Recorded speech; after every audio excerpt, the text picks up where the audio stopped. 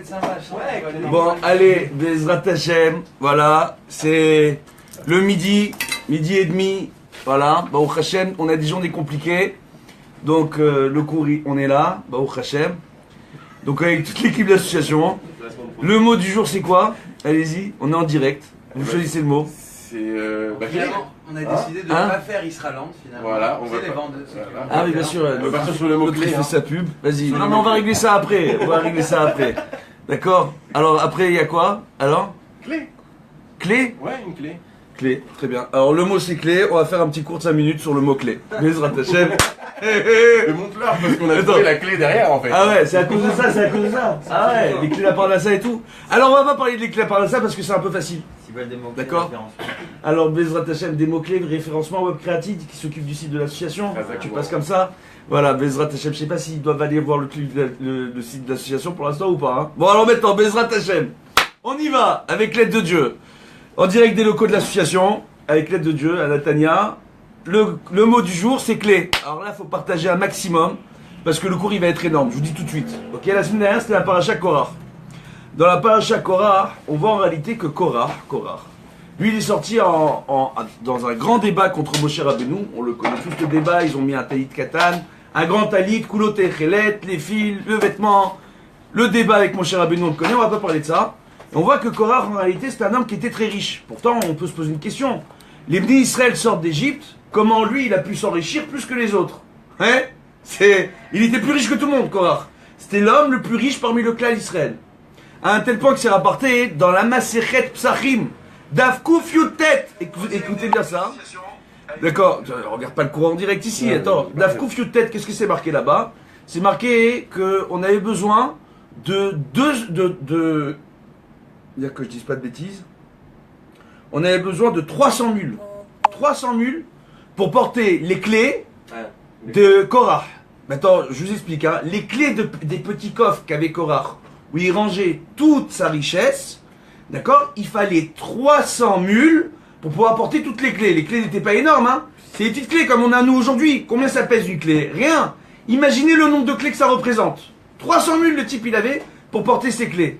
Comment il est arrivé à une telle richesse? Alors tout simplement, il est rapporté que Korah, pendant qu'ils étaient en Égypte, lui, il a été chargé d'être le trésorier de Pharaon. D'accord? Si.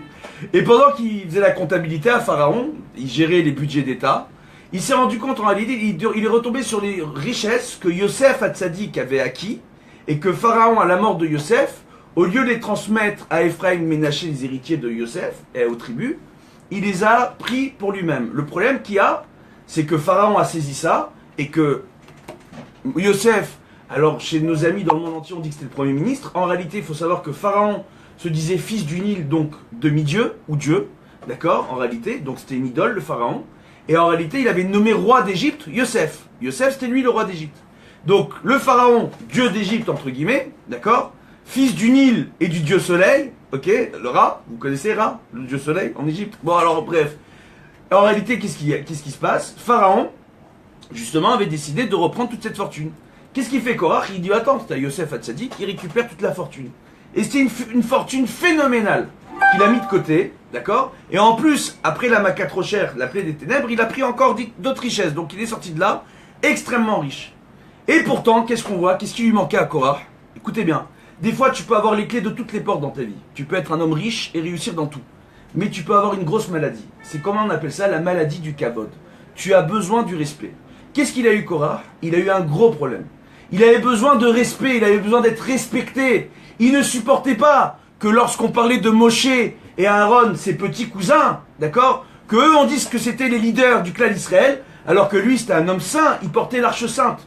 Pour vous expliquer, pour pouvoir porter l'arche sainte, si tu avais une pensée étrangère, pendant que tu touchais l'arche sainte, tu mourais. Et on dit que l'arche sainte, c'était pas des porteurs qui la portaient, mais c'était pour le respect de l'arche sainte qu'on mettait des porteurs. Mais en réalité, l'arche sainte volait dans les airs, à ce qui paraît, et les porteurs volaient avec elle dans les airs. Et ils se disaient, moi, je suis porteur de l'arche sainte, d'accord, du Aaron HaKodesh. Je suis un homme sage, Baruch Hashem. Et pourtant, c'est Moshe et Aaron, les leaders, il a eu besoin de kavod. Et pourtant, il y a une chose qu'il faut bien comprendre. Chachamim, nos sages de mémoire bénie, nous enseignent que le mérite, ça ne se demande pas. Le mérite, ça ne s'achète pas. Le kavod, excusez-moi, pas le mérite. Le kavod, le respect, ça ne se demande pas et ça ne s'achète pas, ça se donne. Et à qui on a envie de donner à qui on a envie de donner du respect? Aux hommes et aux femmes qui font preuve d'humilité, qui restent dans l'humilité, qui restent discrets, qui restent à un niveau à un autre joyeux. C'est la suite d'hier en réalité, d'accord? Et on voit Baruch Hashem par rapport à cela une chose qui est extraordinaire en réalité, c'est que il est rapporté dans le Ben Ishraï au nom du Midrash sur la paracha de Korach, que Korach en réalité qu'est-ce qu'il a fait? Quand il a volé les fortunes de Pharaon, il a été il a transgressé l'interdit du vol, d'accord? Et comment on dit le vol en hébreu? Xéla.